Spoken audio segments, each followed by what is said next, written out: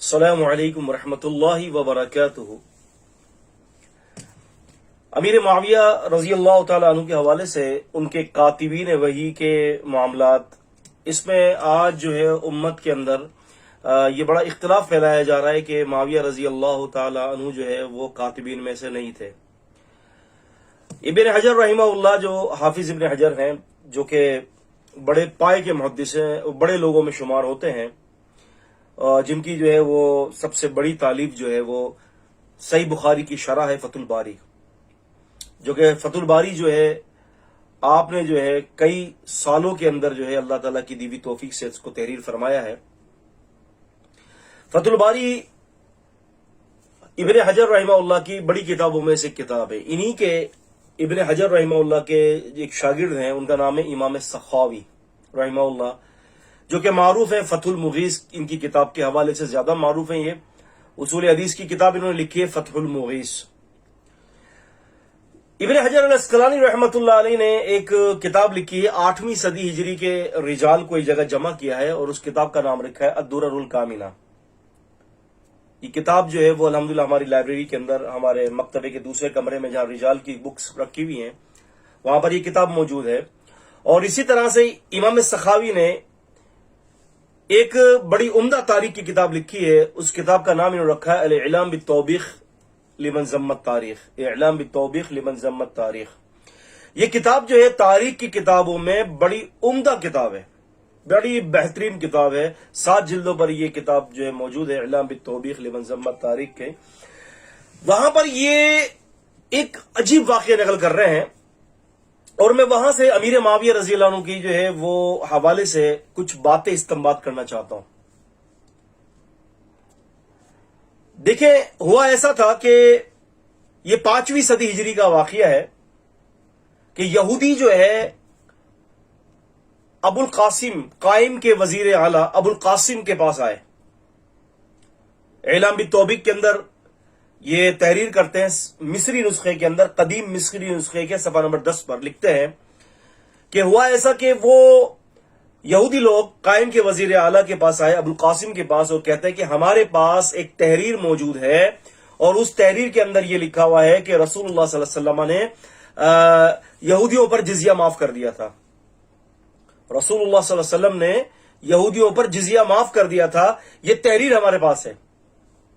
یہ چاہتے تھے کہ یہ جو ہم جزیہ دے رہے ہیں، جو ٹیکس دے رہے ہیں مسلمانوں کو، یہ ٹیکس جو ہے یہ ہر حالت میں یہ ٹیکس ختم ہونا چاہیے۔ تو انہوں نے اس کے لیے ایک ہیلا یا پھر یہ ایک خط لکھ کر دیا، انہوں نے لکھا اور انہوں نے کہا کہ دیکھیں یہ خط ہمارے پاس ہے، اور اس خط کے اوپر جو ہے سائن کیے ہوئے ہیں سیدنا امیر معاویہ کے رضی اللہ عنہ، اور اسی طرح سے سیدنا سعد بن معاذ رضی اللہ تعالیٰ عنہ کے، ان کے خطوط، ان کے جو ہے سائن ہوئے ہوئے ہیں، دستخط ہوئے ہوئے ہیں۔ اور یہ خط کے اندر یہ کہ اللہ کے رسول صلی اللہ علیہ وسلم نے خیبر کے روز یہودیوں سے جزیے کو ساقط کر دیا تھا۔ ابو القاسم جو اس وقت کا وزیر اعلیٰ تھا، اس نے کوئی فیصلہ نہیں دیا، اس نے کہا کہ تم تھوڑا انتظار کر لو کہ ہمارے وقت کا جو محدث ہے، اور وہ محدث کون تھے؟ خطیب بغدادی رحمۃ اللہ علیہ تھے، جو کہ بہت بڑے محدث ہے، الکفایہ فی علم الروایہ ان کی کتاب ہے، اور اسی طرح سے تاریخ بغداد ان کی کتاب ہے، اور بھی بہت ساری جو ہے وہ ان کی کتابیں موجود ہیں۔ علوم حدیث کے حوالے سے ان کا ایک بہت بڑا کام ہے، اور ان کا بہت بڑا نام ہے، ہم اس تفصیل میں نہیں جاتے۔ تو ہوا یہ تھا کہ انہوں نے کیا کیا کہ قائم کے وزیر اعلیٰ نے یہ خط ان کو دے دیا۔ خطیب بغدادی رحمہ اللہ نے فرمایا کہ آپ تھوڑا سا مجھے موقع دیں، میں اس خط کی تحقیق کرتا ہوں اور میں آپ کو بتاتا ہوں۔ اب خط بڑا پرانا ہوگا، کیونکہ لازمی سی بات ہے کہ جب ایک آدمی 5ویں صدی ہجری کا واقعہ ہے، یعنی نبی علیہ السلام کے 500 سال بعد کا واقعہ ہے، تو لازمی سی بات ہے کہ ایک آدمی صاف پیپر لے کر آئے گا تو پہچانا جائے گا بھائی یہ تو پیپر ہی بتا رہا ہے، یہ آپ کا اوراق ہی بتا رہا ہے جس پر آپ لکھ کر لائے ہو کہ یہ تو نیا ہے۔ لازمی سی بات ہے کوئی نہ کوئی انہوں نے مکر کیا ہوگا، کوئی نہ کوئی تدبیر کی ہوگی، بہت پرانی کوئی چیز لائے ہوں گے۔ اب یہ ہوا یہ کہ لا کر دے دیا انہوں نے خطیب بغدادی رحمہ اللہ کو۔ خطیب بغدادی نے غور کیا، غور کرنے کے بعد کہتے ہیں کہ ان یہودیوں نے یہ جھوٹ بولا ہے، یہ خط اللہ کے رسول صلی اللہ علیہ وسلم کا نہیں ہے، یہ خط اللہ کے رسول صلی اللہ علیہ وسلم کا نہیں ہے۔ کہتے ہیں کہ وجہ اس کی یہ ہے کہ خط پر دستخط ہوئے ہوئے ہیں امیر معاویہ رضی اللہ عنہ کے، کیونکہ وہ کاتبین وحی تھے، یہودی بھی جانتے تھے، اور یہودیوں کو یہ بات معلوم تھی کہ امیر معاویہ رضی اللہ تعالی عنہ پر مسلمانوں کا اعتماد ہے سوائے روافظ کے۔ رافضی اعتبار نہیں کرتے، کیونکہ رافضی کا معاملہ یہ ہے، رافضی آپ کی ساری باتیں قبول کرنے کے تیار ہے، صحابہ کو قبول کرنے کے لیے تیار نہیں ہے، صحابہ کی توثیق کو نہیں مانتے ہے۔ معتزلہ جو ہے وہ ساری آپ کی باتوں کو ماننے کے لیے تیار ہے، معتزلہ جو ہے وہ اللہ تبارک و تعالیٰ کی ذات و صفات میں جو ہے وہ تعویلیں کرتے ہیں، اور یہ اخبار احاد خبر واحد کو نہیں مانتے۔ تو یہ ایک الگ علمی بحث ہے، تو شرح نخبہ کے اندر بڑی اس کی تفصیلی بحث ہے اصول حدیثی کتابوں میں۔ یہ بس اتنا یاد رکھے کہ متقدمین کے اندر جو ہے وہ اخبار احاد خبر واحد جو ہے وہ صحابہ تابعین یہ مانتے تھے خبر واحد کی حجت، تو تابعین کے آخری زمانے کے اندر اس پر اختلاف شروع ہوا ہے، اور انہوں نے جن لوگوں نے بھی خبر واحد پر اختلاف کیا ہے وہ صرف اپنے مسلک کو بچانے کے لیے کیا ہے، اپنے مذہب کو بچانے کے لیے کیا ہے، لیکن خبر واحد کے اندر کوئی اختلاف ہے نہیں۔ اس پر ہم کبھی تفصیلی بات کریں گے غامدی صاحب کے ردود کے رد کے اوپر انشاءاللہ۔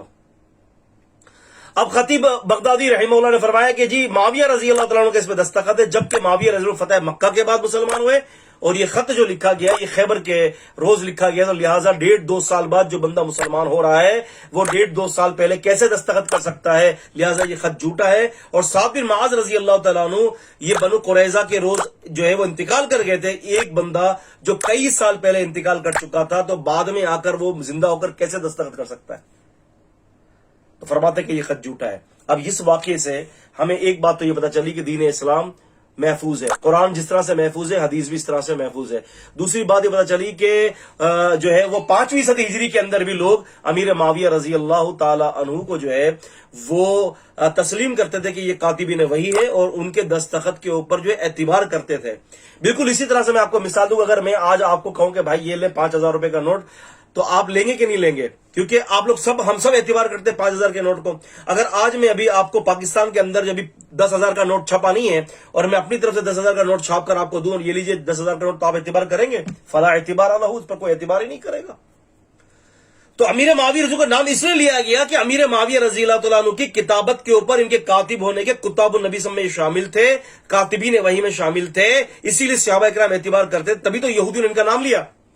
اگر لوگوں کو اعتبار نہیں تھا تو یہودی نام کیسے لیتے؟ تو اس سے پتہ چلا کہ محمد علی مرزا جو ان کو کاتبین وحی ماننے کے لیے تیار نہیں تھا، نبی صلی اللہ علیہ وسلم کا منشی کہتا تھا کہ یہ کاتبین وحی نہیں تھا، محمد علی مرزا بدتر ہے ان یہودیوں سے بھی، کہ جو یہودی تو کم سے کم اس طرح تو مانتے تھے کہ امیر معاویہ رضی اللہ معتبر شخصیت ہے۔